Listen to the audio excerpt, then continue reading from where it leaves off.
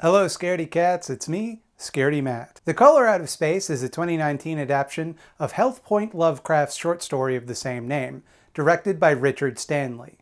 It's a story about the thing that Hewlett Packard Lovecraft feared and hated more than anything. Color.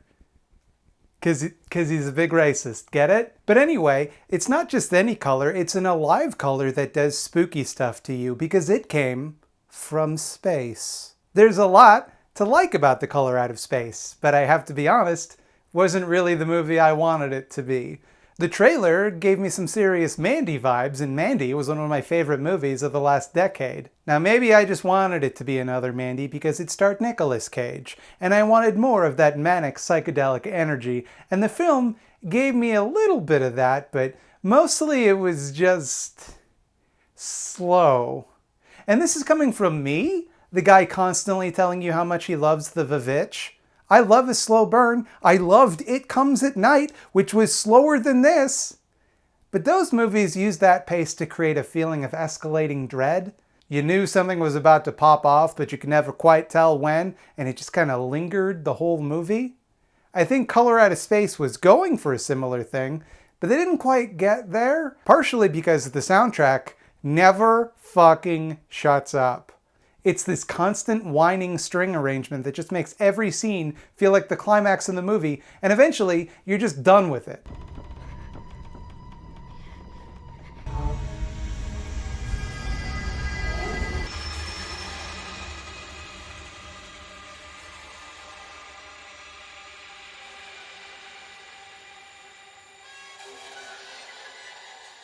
It was close. Did you see that thing? What was that thing? What?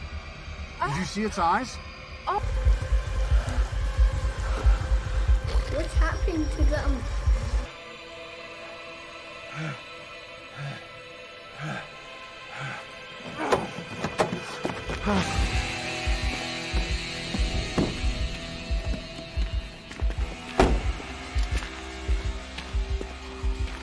There's so many shots of someone just looking at something in fear, and then the camera slowly, very slowly pans over, and you see a wide shot of the thing they're looking at, and half of the time, they are looking at nothing. Those type of things can be really effective in a movie when you use them a couple of times to highlight that this is a big important moment, but everything in this movie is shot that way. Every line of dialogue is given a couple of seconds breathing room to hang in the air, let you consider it. And when everything is emphasized like this, it's hard for the movie to convince you that anything it's doing is important. There's so much in it you just don't need. There's a subplot about the mother of the family recovering from breast cancer, and it's entirely irrelevant.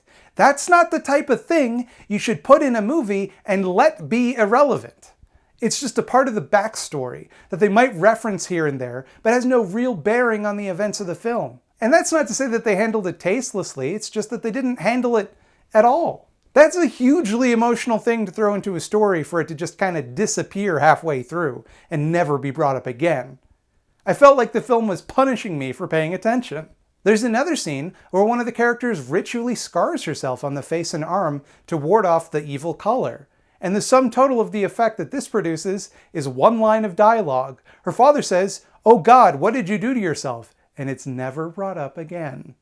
I get that the color makes you do wackadoo stuff, but I just feel like the other characters in that scene should find it a bit more remarkable than that. Like they might want to follow up on that little detail.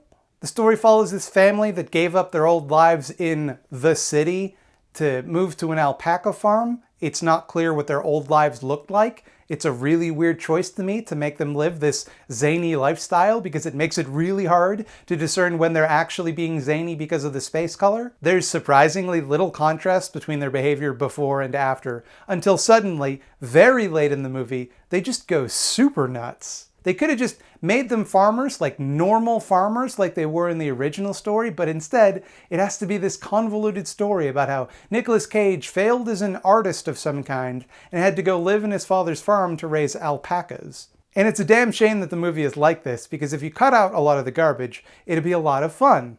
Not much more, mind you, there's very little substance to it, but it could have been a fun creature feature. There are all sorts of little moments that speak to a more interesting movie than the one that we ended up getting. Nicolas Cage finding a jizz monster in the shower, Tommy Chong having mysterious, possibly drug-induced psychic powers that let him anticipate the color and how people will react, the hydrologist who discovered the water contamination finding himself stonewalled by the corrupt mayor's ambitions to build a water reservoir, the mother and youngest son, spoiler alert, here comes a spoiler, becoming fused together into a spider monster? If the movie had leaned in and allowed itself to be a little goofier, then its self-seriousness wouldn't pull you out of the story. If it had chosen to explore the interesting sci-fi premise and let the family drama take a back seat, both elements would have worked better. All that being said, while this movie wasn't entirely to my tastes, I find it difficult to dismiss. It's very boring, but the parts that aren't boring are very interesting. The characters spend way too much time just sitting around and talking about themselves and still feel underdeveloped. But the performances are great. Nicolas Cage is always interesting in a movie. That goes without saying. I don't need to tell you that. But the weird, crunchy, ethereal way that Tommy Chong acts in this movie is something I didn't think he had the range for.